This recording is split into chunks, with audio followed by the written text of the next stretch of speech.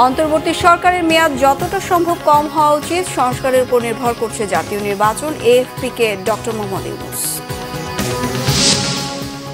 স্বাধীনতার ৫৩ বছরেও শান্তিপূর্ণ ক্ষমতা হস্তান্তরের প্রথা চালু করতে না পারা দুঃখজনক, মির্জা ফখরুলের মন্তব্য।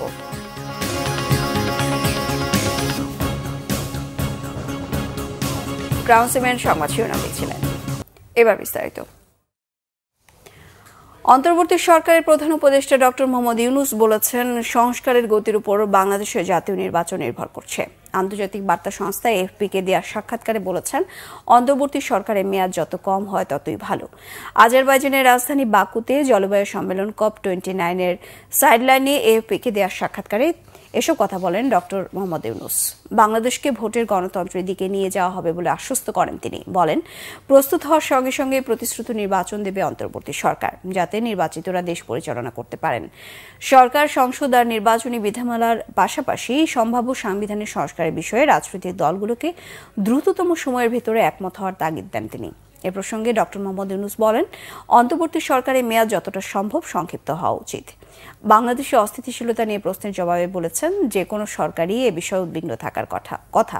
সংকট সমাধান করে একটি শান্তিপূর্ণ পরিবেশ দেশবাসীকে উপহার দেওয়ার আশাবাদও জানান ডক্টর মোহাম্মদ ইউনূস।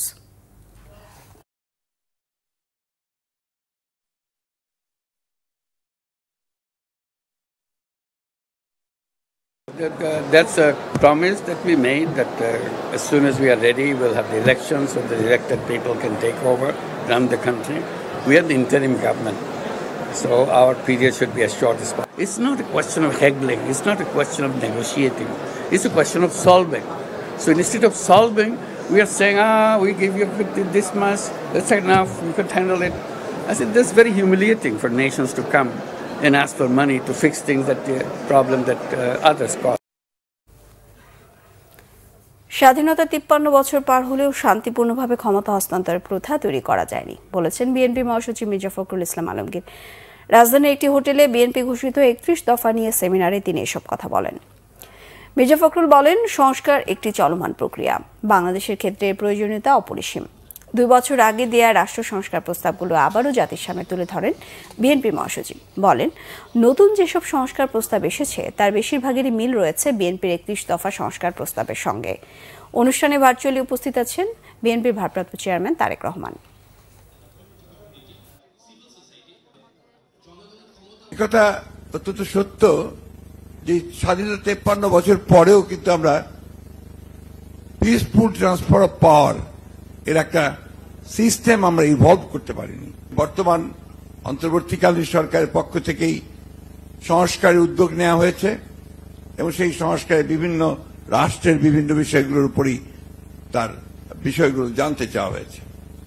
আমরা সেই বিষয়টি আবার তুলে ধরছি, জনগণের সামনে তুলে ধরছি, জাতির সামনে তুলে ধরছি এবং আমরা আশা করি যে আমাদের এই ৩১ দফা এটা সম্মিলিত, এটা শুধু বিএনপির দফা নয়, এগুলো আমরা সমস্ত রাজনৈতিক দলগুলো যারা আমরা যুগপৎ আন্দোলন করছিলাম সেই যুগপৎ আন্দোলন দলগুলো একমত হয়েই আমরা আমাদের ৩১ দফা প্রণয়ন করেছিলাম। ছাত্র নাগরিক অভ্যুত্থানে আহতদের মধ্যে যাদের বিদেশে পাঠানো দরকার, উন্নত চিকিৎসার জন্য তাদেরকে দ্রুত বিদেশে পাঠানোর ব্যবস্থা করতে সরকারের প্রতি আহ্বান জানিয়েছেন বিএনপির স্থায়ী কমিটির সদস্য সালাউদ্দিন আহমেদ। রাজধানীর পঙ্গু হাসপাতালে আহতদের খোঁজখবর নিয়ে আর্থিক সহায়তা দিতে গিয়ে তিনি কথা বলেন। সালাউদ্দিন আহমেদ বলেন, হাসপাতালে আহতদের চিকিৎসার ব্যবস্থা করা হলেও অন্যান্য বিষয়ে সংকটের কথা জেনে বিএনপির ভারপ্রাপ্ত চেয়ারম্যান তারেক রহমান তাৎক্ষণিকভাবে ৫ লাখ টাকা পাঠিয়েছেন। সেই টাকা আহতদের কাছে পৌঁছে দেওয়ার জন্য এসেছেন তিনি। বিএনপির এই সহায়তা চলমান থাকবে।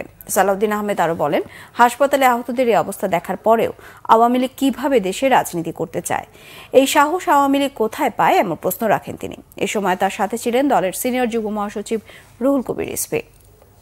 অবস্থা আমরা দেখলাম যে দেশে সুচিকিৎসা সম্ভব নয়, সেগুলো আমরা চিহ্নিত করে অতি শীঘ্র সরকারের কাছে আহ্বান জানায় তাদেরকে যেন বিদেশে প্রেরণ করা হয়।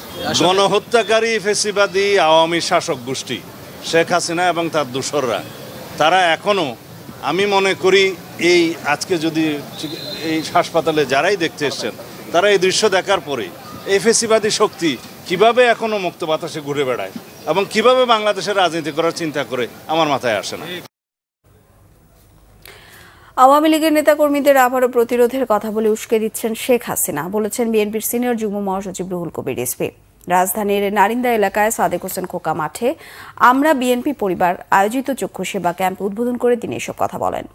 রুহুল কবির রিজভী বলেন, প্রায় 2000 তরুণ কিশোর ছাত্র জনতা হত্যার পর আবারও বাংলাদেশে আসতে চান শেখ হাসিনা। আওয়ামী লীগের প্রতিরোধ মানেই বিরোধী মতকে ধ্বংসের পরিকল্পনা বলে মন্তব্য তার। বিএনপি নেতা ইঞ্জিনিয়ার ইশরাক হোসেন বলেন, স্বৈরাচারী দল আওয়ামী লীগকে আর বাংলাদেশে পুনর্বাসিত হতে দেওয়া হবে না। বলেন, 2024 নির্বাচনের আগে বিএনপি নেতাকর্মীদের উপর নির্বিচারে গুলি চালিয়েছিল আওয়ামী লীগের পুলিশ বাহিনী। তখন অনেকেই চোখে গুলিবিদ্ধ হয়েছেন। একই সাথে 36 দিনের জুলাই আন্দোলনে অনেকে চোখ হারিয়ে ঠিকমতো চিকিৎসা নিতে পারছেন না। তাদের চিকিৎসায় ভারপ্রাপ্ত চেয়ারম্যান তারেক রহমানের নির্দেশনায় বিএনপি মেডিকেল সেবার আয়োজন করেছে বলেও জানান ইঞ্জিনিয়ার ইশরাক হোসেন।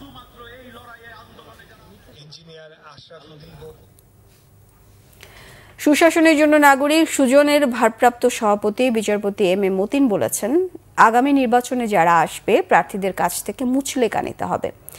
বৃহস্পতিবার সকালে ঢাকা রিপোর্টার্স ইউনিটিতে রাষ্ট্র সংস্কার ও নির্বাচন নিয়ে গোলটেবিল বৈঠকের আয়োজন করে সুশাসনের জন্য নাগরিক সুজন। আলোচনায় বক্তারা বলেন, অন্তর্বর্তী সরকারকে সকল সমস্যা দূর করতে গেলে 100 বছর লাগবে। ততদিন নির্বাচন ছাড়া দেশ চলবে? গত 3 নির্বাচনে মানুষ ভোট দিতে পারেনি সত্য, কিন্তু সামনের নির্বাচনে ভোট দিতে পারবে তার নিশ্চয়তা কোথায়? সভাপতির বক্তব্যে সুজনের ভারপ্রাপ্ত সভাপতি বিচারপতি এম এ মতিন বলেন, নির্বাচন হলেই স্বৈরতন্ত্র চলে যাবে তার নিশ্চয়তা নেই। এজন্য রাজনৈতিক দলগুলোকে বলতে হবে, আর কখনো আগের অপরাধগুলো হবে না।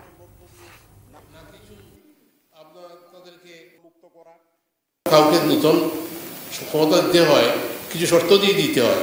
তো আমরা আমাদের দেশের এটা এখন মনে জনমতই হচ্ছে যে না, শুধু একদম খালি হাতে আমরা ব্ল্যাঙ্ক চেক দিয়ে দেবো না, এইরকম একটা জাতীয় সংস্কার এটা করে দেব।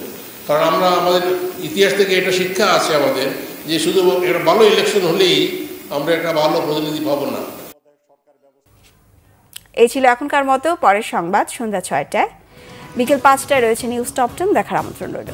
এছাড়া বাংলাভিশন সংবাদ ও সংবাদ সংশ্লিষ্ট অনুষ্ঠান দেখতে ভিজিট করুন www.bbnews24.com ও facebook.com/banglavisionnews। সাবস্ক্রাইব করুন youtube.com/banglavisionnews। সঙ্গে থাকায় ধন্যবাদ সবাইকে।